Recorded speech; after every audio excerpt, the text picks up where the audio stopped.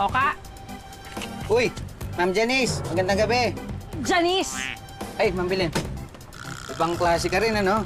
Ang aga mong maningil ng boundary. Hindi ako maniningil. Masyado pa nga maaga, tama ka. Hindi pa ako maniningil.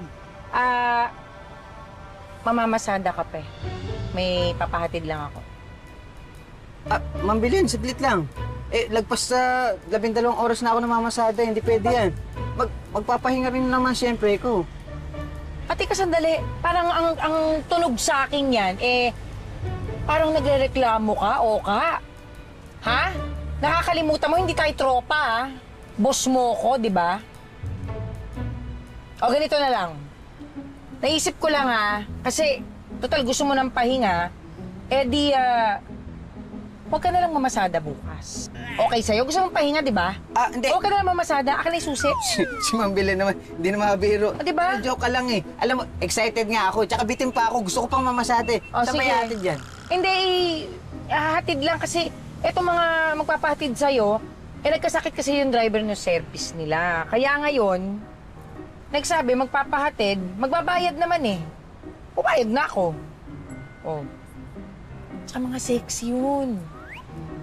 Sexy? Oo! Kasing sexy ko yung mga yun, ano? Magpapahatid lang sila sa Love Me, Love You bar. Patay tayo dyan. Ano sabi mo? Wala. Sabi ko, ihatid ko. Sige, sige. Yan!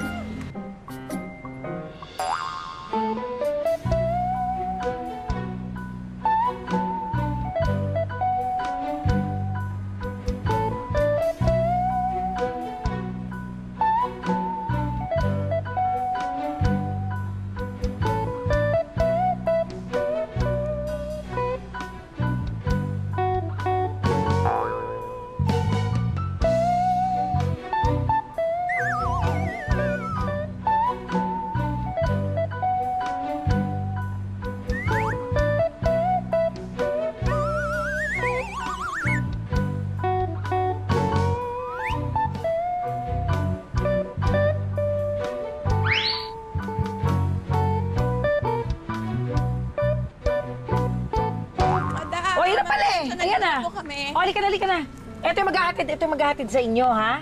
Ito si Oka. Di ba? O, kita mo? Ay, madam. Pumili ng driver. Tipo ko pang lalaki. Macho gopito, may bigatilyo na parang nakikilig-kiliti ako. Ano yan? Type mo yan? Type mo? Ha? Oo. Ang child